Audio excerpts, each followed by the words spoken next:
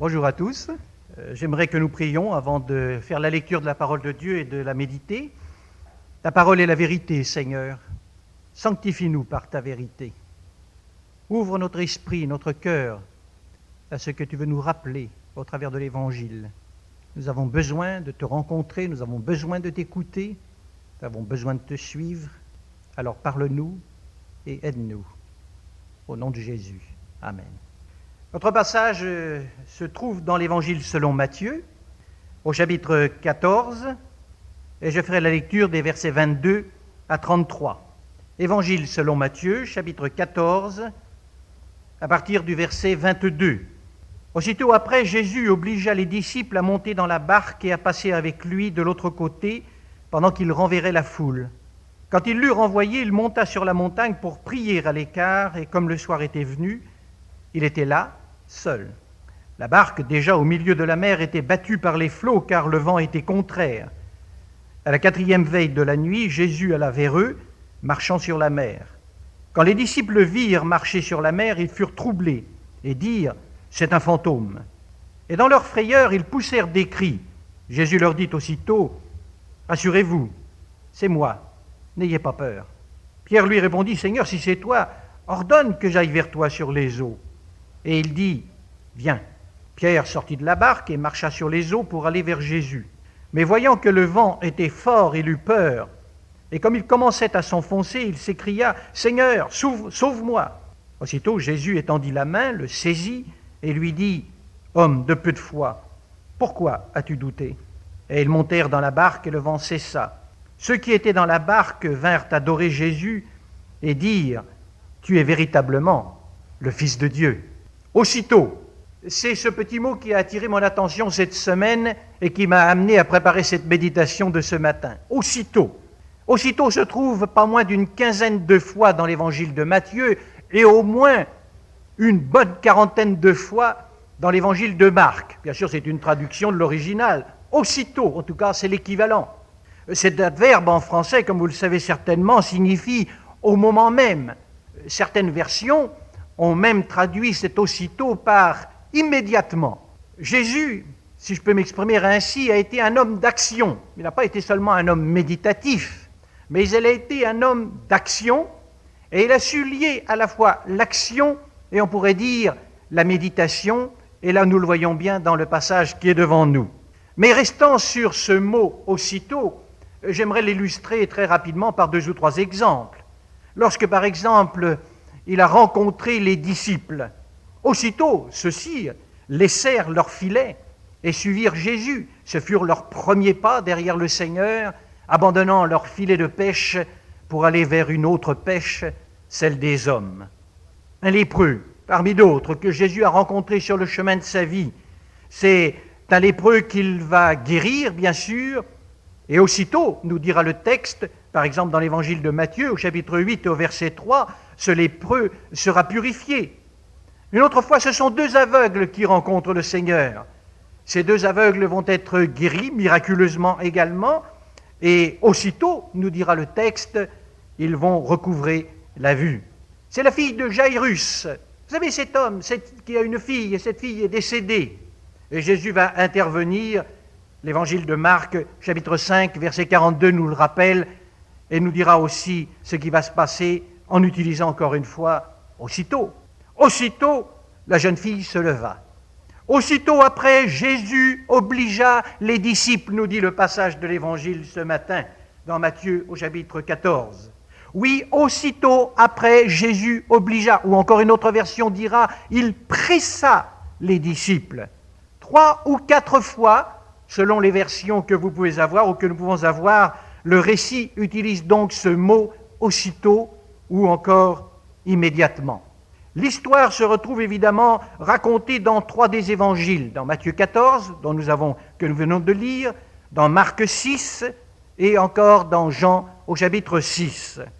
Si l'on devait peut-être donner un titre à ce récit, non seulement celui qui conviendrait le mieux, et c'est souvent celui que nous avons dans les marges de nos Bibles, Jésus marche sur les eaux, moi je lui ai trouvé un autre titre, je dirais Jésus intervient dans notre vie. Oui, Jésus intervient dans notre vie. Et aussitôt va le marquer ce matin. Aussitôt après, Jésus obligea les disciples à monter dans la barque et à passer avec lui de l'autre côté pendant qu'il renverrait la foule. C'est un aussitôt qui oblige, qui presse encore une fois les disciples au verset 22.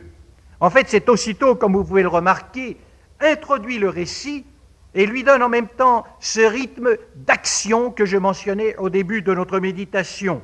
En fait, également, on passe d'un miracle à un autre miracle. Juste précédemment, dans les quelques versets qui précèdent, dans l'Évangile, on voit qu'il y a eu le miracle de la multiplication des pains et aussi l'enseignement qui découle de la multiplication des pains et qui nous est bien rappelé, en particulier dans l'Évangile de Jean, au chapitre 6 et au verset 33, avec l'enseignement sur le pain de vie. Car le pain de Dieu, dit le verset 33 de Jean 6, c'est celui qui descend du ciel et qui donne la vie au monde. Jésus est le pain de vie. Puis nous avons l'autre miracle, celui qui nous intéresse ce matin et qui est introduit par ce premier aussitôt. C'est le miracle, bien sûr, de Jésus qui marche sur l'eau, mais qui souligne ce miracle aussi quelque chose à la fois de son humanité et de sa divinité. Les disciples, Pierre en particulier, comme on le voit dans le récit, vont vivre une expérience qui va les déranger, qui les bouscule même dans leur vie. Et ils finiront par reconnaître, par confesser, ce n'est pas la seule fois, mais c'est une de ces rares fois où il semble que la lumière jaillit quelque part dans leur vie. Tu es véritablement le Fils de Dieu. Pourquoi ? Parce qu'ils ont vu ce prodige du Seigneur, peut-être, sans doute, mais parce qu'ils comprennent qu'il y a vraiment quelque chose qui les dépasse en Jésus-Christ. Oui, ce premier aussitôt oblige et il presse les disciples. Je dirais que Jésus, en quelque sorte, veut arracher à la foule les disciples et s'arracher lui-même pour un certain temps à cette foule. Il veut fuir et faire fuir en même temps les disciples au risque d'une publicité peut-être. Publicité du miracle, de ce qui se voit, de ce qui se touche. Une autre chose peut-être que l'on se demande lorsque l'on lit ce verset, et que l'on lit cette parole, Jésus obligea les disciples, c'est de se dire, qu'est-ce qui se passait ? Les disciples, Pierre en tête, étaient-ils hésitants ? Envie de prendre Jésus par l'épaule et de lui dire, Seigneur, restons là, écoute, c'est bien, c'est formidable, c'est un pique-nique extraordinaire que nous vivons là. On pourrait peut-être encore ajouter quelques cantiques, tu pourrais nous faire une autre étude biblique. Ça serait merveilleux, ça serait formidable. Il n'y a rien de mal à cela, c'est vrai. Est-ce qu'ils étaient hésitants de suivre Jésus de l'autre côté ? Jésus obligea les disciples à aller avec Jésus. Jésus, nous savons pourquoi, lui, au fond de son cœur, il voulait fuir, partir en quelque sorte ces gens, cette foule, parce que le moment pour lui, à nouveau, était venu de se retirer à l'écart. Le verset 23 nous le montre bien. De prier, d'être en tête-à-tête, on pourrait dire, seul à seul avec le Père Céleste. Nous savons que Jésus avait cette bonne habitude. On peut reprendre dans l'évangile de Marc une autre référence qui souligne exactement la même chose dans Marc au chapitre 1er et au verset 35. Vers le matin, pendant qu'il faisait encore très sombre, Jésus se leva et sortit pour aller dans un lieu désert où il pria. Tout ça, c'est très bien, c'est bon, bon pour toi, Seigneur Jésus. Et Jésus va se retirer à l'écart. Jésus va aller là, dans ce coin de montagne, il va laisser, comme on le voit dans le texte, les disciples dans leur barque. Prier, être en contact avec le Père céleste. Et je me suis dit aussi, et j'ouvre une courte parenthèse ici, est-ce que Jésus aussi, dans ce tête-à-tête avec le Seigneur, le Dieu le Père, ne sentait pas le besoin de prier pour cette foule, pour ces disciples qui n'avaient pas compris le message de la multiplication des pains ? Regardez dans Jean. Dans l'évangile de Jean, au chapitre 6, Jean, chapitre 6, verset 26, Jésus leur répondit, en vérité, je vous le dis, vous me cherchez, non parce que vous avez vu des miracles, mais parce que vous avez mangé des pains et que vous avez été rassasiés. Retournant également à l'évangile de Marc, au chapitre 6 et au verset 52, il nous est dit ici, « Car ils n'avaient pas compris le miracle des pains parce que leur cœur était endurci. » Vous allez me dire, mais qu'est-ce que ça vient faire pour nous? Est-ce que vous aimez être beaucoup dérangé dans votre vie? Est-ce que vous aimez vous sentir pressé et obligé quelque part dans votre vie? C'est stressant parfois. Et la vie nous offre toutes sortes de tresses de cette manière-là. Mais c'est aussitôt, avec son Jésus obligea, nous rejoignent aussitôt en tant que chrétiens et en tant que chrétiennes. Parce que nous aussi, il y a des moments pour toutes sortes de raisons, peut-être pas tout à fait pour les mêmes que pour les disciples ce jour-là et que pour l'apôtre Pierre, mais nous aussi, pour certaines raisons, parfois qui lui sont bien personnelles, nous hésitons à suivre Jésus quand il nous demande de quitter la foule, de quitter le brouhaha, de quitter l'excitation et de quitter le prodigieux, peut-être le miracle, pour aller de l'autre côté avec lui, à l'écart et seul, pour qu'on passe du temps en sa compagnie, pour que, suivant son exemple, nous aussi nous recherchions la face du Père, que nous aussi nous prions, mais combien, je le répète, nous préférons souvent nos réunions spectaculaires. Il n'y a rien de mal en soi, mais il y a un temps pour tout, la foule et les miracles. Mais il y a cependant des moments où la parole de Dieu nous rejoint, elle se fait plus pressante dans nos vies, et à sa façon, elle nous presse, elle nous oblige, elle nous pousse à bouger, quelque part, spirituellement. Et nous avons besoin de bouger spirituellement.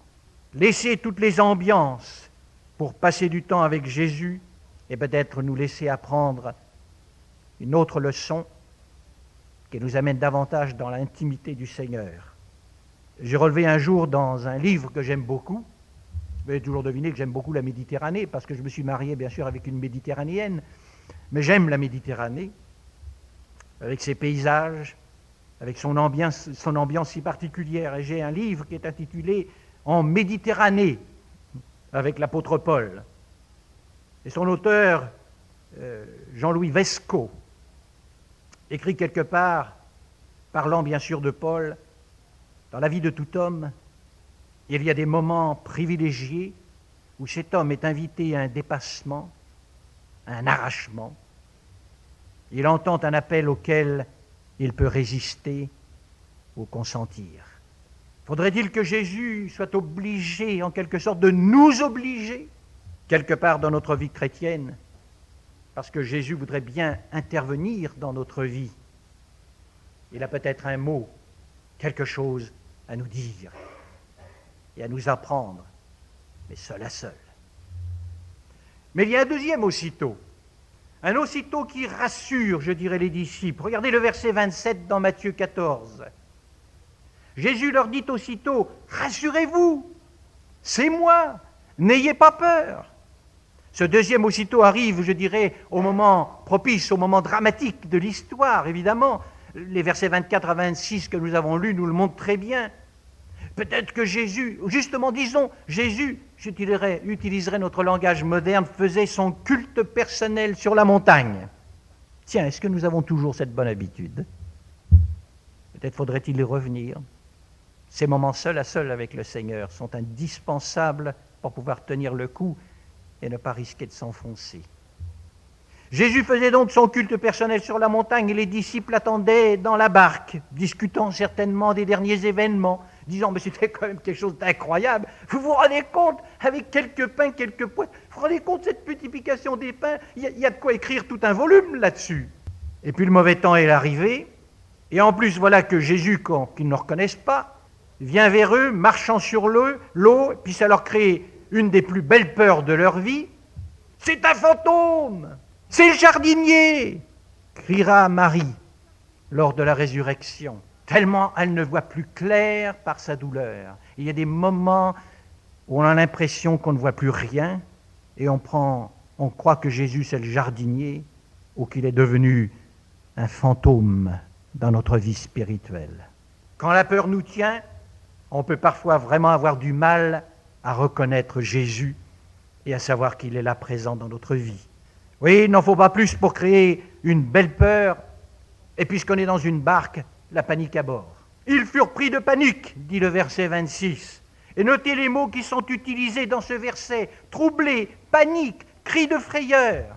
Aussitôt, Jésus intervient dans leur vie avec un message qui est bref, ce n'est pas le moment de faire des discours, avec un message qui est bref et un message qui est rassurant. Rassurez-vous, c'est moi, n'ayez pas peur, c'est moi. C'est le « je suis celui qui suis » d'Exode chapitre 3, verset 14. C'est ce « c'est moi », c'est ce « je suis » de Jésus.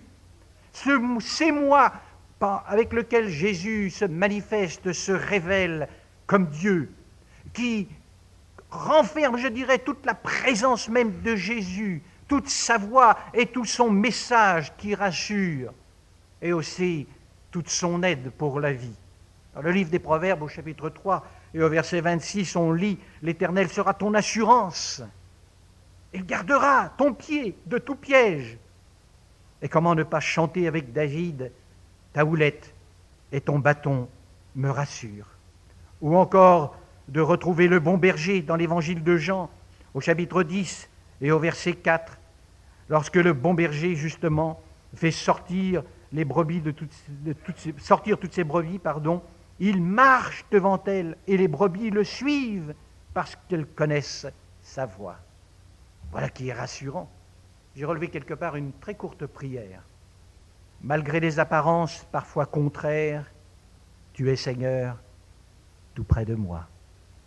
J'ai relevé aussi quelque part cette belle pensée toute simple, peut-être à méditer pour chacun d'entre nous, c'est souvent à l'heure où tout paraît perdu, Seigneur, que tu te manifestes. Oui, malgré les apparences parfois contraires, Seigneur, tu es près de moi. Oui, Seigneur, c'est souvent à l'heure où tout paraît perdu que tu te manifestes. Voilà une parole qui rassure, une main qui se tend pour aider, un message aussi à la fois qui peut stimuler notre confiance dans le Seigneur.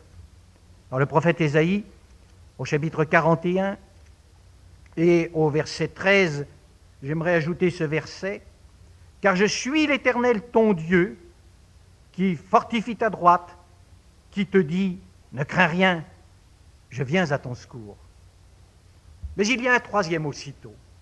Il y a un troisième aussitôt dans notre texte, c'est le verset 31. « Aussitôt Jésus étendit la main, le saisit, il s'agit de Pierre, et lui dit, « Homme de peu de foi, pourquoi as-tu douté ?» Ce troisième aussitôt, c'est bien sûr, vous l'avez deviné, la corde qui est lancée à Pierre. C'est la bouée de sauvetage qui lui est jetée à lui, à cet homme qui est en train de se noyer ou qui risque de se noyer, qui perd pied, mais surtout qui perd pied parce qu'il s'est mis à douter. Combien Matthieu 14, 28 à 30 décrivent bien ce qui s'est passé à ce moment-là. On l'a lu, je ne reviens pas sur le passage, pour simplement peut-être commenter à nouveau ce qui s'est passé. Entre le verset 27 et le verset 31. Au verset 27, comme on l'a vu tout à l'heure, « Rassurez-vous, c'est moi, n'ayez pas peur ». Au verset 31, Jésus étendit la main et le saisit. Peut-être serait bon de rappeler, ou de dire un petit mot sur l'apôtre Pierre ici, au passage. Je dirais tout de suite, il est fidèle à lui-même, tel que nous le connaissons dans les évangiles. Téméraire, prêt à se lancer dans une nouvelle aventure. Il aimait ça l'excitait certainement, quelque part. Il veut se lancer dans cette expérience nouvelle. Vous vous rendez compte, marcher sur l'eau. Pensez donc à cela un petit peu. Il aura de quoi raconter pour les veillées d'hiver. Il aura de quoi écrire un bon témoignage dans le bulletin de l'Église. J'ai marché sur l'eau. Quand le Seigneur m'a dit viens, j'y suis allé. Élan de foi, coup d'émotion, certainement beaucoup de choses à la fois. En tout cas, il l'a bien fait dans sa force. Et on fait souvent la même chose. Mais vous avez remarqué que Jésus l'a pris au mot. Et tout se passe très bien au début, l'espace d'un verset, le verset 29. Et puis après, il a peur, le vent est fort, et il s'enfonce. Oubliez que c'est Jésus qui lui a dit « Viens ». Et là, quelqu'un a dit que l'apôtre Pierre a fait la prière la plus courte de la Bible, « Seigneur, sauve-moi ». Heureusement, il y a eu ce troisième aussitôt. Et ce troisième aussitôt s'accompagne, c'est un aussitôt qui est une main tendue vers le disciple qui est en train de couler, pas seulement dans l'eau, mais dans la foi. La main de Jésus qui se tend vers lui pour l'arracher au danger, à la noyade et aussi à l'incrédulité. C'est parfois difficile, j'ai remarqué dans ma propre expérience, certainement dans la vôtre aussi, pour le Seigneur même de nous arracher à certains dangers de la vie chrétienne dans lesquels nous nous mettons. Parfois difficile pour le Seigneur de nous arracher à notre incrédulité. Avez-vous remarqué que dès que nous commençons à regarder à la situation et au danger, ce qui se passe, exactement ce qui s'est passé au plan physique avec Pierre, on prend peur. Quand je regarde à la situation de la vie ou de ma vie, ou de votre vie, pas très rassurant, n'est-ce pas? Quand nous commençons à regarder à nos situations, aux événements, à toutes sortes de choses qui font partie de notre vie, aux dangers qu'il y a dans notre vie, c'est là qu'on commence à couler. Mais heureusement, comme dans le récit qui est devant nous, le Seigneur est là, et c'est toujours cette main qui est tendue vers le disciple, vers le chrétien et vers la chrétienne que nous sommes. Il n'a pas pu m'empêcher de repenser à un de ces versets qui m'a souvent beaucoup encouragé dans ma vie de chrétien et qui nous est rappelé dans l'Épître aux Hébreux au chapitre 2 et au verset 18, parlant de Jésus, car du fait que Jésus a souffert lui-même et qu'il a été tenté, il peut secourir ceux qui sont tentés. Pourquoi donc se laisser couler dans les eaux du doute quand Jésus nous tend la main pour nous en sortir? J'avais presque envie de mettre le point final à cet endroit-là, mais je n'aurais pas été fidèle au texte. Et ma conclusion, j'aimerais l'apporter avec cette parole, dernière parole de Jésus qui fait partie également de cet aussitôt. Cette parole du verset 31, la fin du verset, « Homme de peu de foi, pourquoi as-tu douté ?» Je suis sûr que l'apôtre Pierre n'aurait pas voulu entendre cette parole. Si seulement on en était resté là. La main de Jésus qui le saisit, on monte dans la barque, puis on repart. Peut-être certains d'entre nous oserions peut-être même timidement avancer vers le Seigneur en disant « Tu m'excuseras, je sais que je n'ai rien à t'apprendre ou à te dire, je n'ai pas envie de te juger ou d'apporter une critique, mais, homme de peu de foi, pourquoi as-tu douté ?» Trouve pas, Seigneur, que c'est une parole de trop? C'est une parole que peut-être nous aimerions laisser sous silence nous-mêmes dans notre propre vie parfois. Mais cette parole, elle est là dans l'Évangile, et cette parole, elle est là pour nous interpeller, non pas pour nous écraser, mais pour nous stimuler, pour nous rassurer, pour nous amener plus loin, et peut-être pour que nous tirions et nous apprenions une leçon aussi des événements, des expériences même que nous vivons comme Pierre et les autres ont vécu ce jour-là. C'est une parole qui nous interpelle, elle nous enseigne une leçon que vous et moi, nous avons bien souvent du mal à apprendre.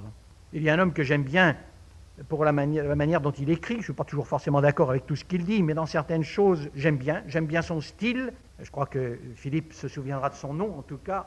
C'est Idebert Exbraya. Idebert Exbraya qui a écrit un certain nombre de livres. C'est lui qui a écrit Paul, un casseur. Déjà, le titre du livre vous donne un peu le genre d'auteur qu'il est. Mais il a écrit aussi une sorte de biographie. Il a fait une étude sur Pierre, qu'il a intitulé « Simon, surnommé Pierre ». Et dans ce livre, Simon, surnommé Pierre, à un moment donné, évoquant justement le texte qui est devant nous ce matin, il dit, écoutez bien, à ce moment-là, Pierre marchait encore par la vue. Tous les jours des guérisons, des signes surnaturels, des miracles, et il restait un homme de peu de foi. Fin de citation. J'ai réfléchi un tout petit peu là-dessus, on n'a pas le temps bien sûr de s'allonger, puis je me suis dit, les années ont passé, les années ont bien passé, et un jour l'apôtre Pierre, qui a mûri justement sa foi, va écrire, et il va écrire en particulier à des chrétiens, cette première lettre de Pierre, qu'on appelle la première lettre de Pierre, auquel j'aimerais faire référence. 1 Pierre, chapitre 1, verset 7. 1 Pierre 1, verset 7. Il écrit aux chrétiens qui sont attristés par les épreuves dans leur foi.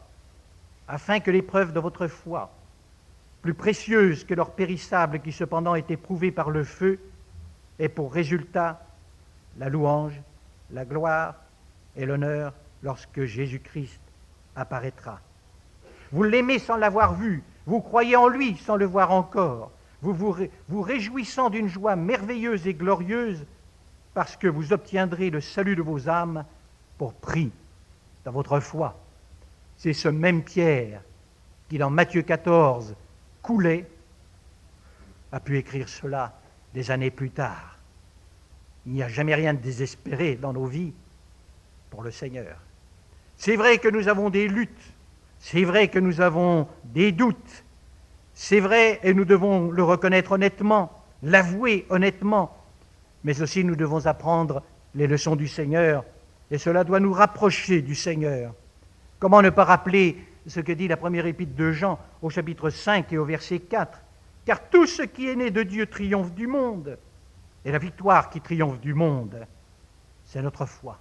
C'est vrai, ce qui construit notre foi, ce qui construit une foi qui peut traverser les tempêtes, affronter les vents contraires de la vie, c'est cette foi qui est plantée dans la personne de Jésus-Christ, celui qui a dit « C'est moi, rassurez-vous, n'ayez pas peur », celui qui a tendu la main vers l'apôtre Pierre pour l'arracher non seulement à l'eau tumultueuse, mais au doute de la foi et à l'incrédulité.